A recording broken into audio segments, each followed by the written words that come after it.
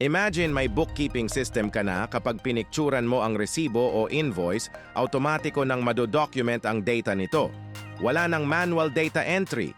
Sa ilang clicks lang, monitored mo na ang income at expenses mo per category, subcategory o kahit per project. Gusto mong makita ang tax summary mo?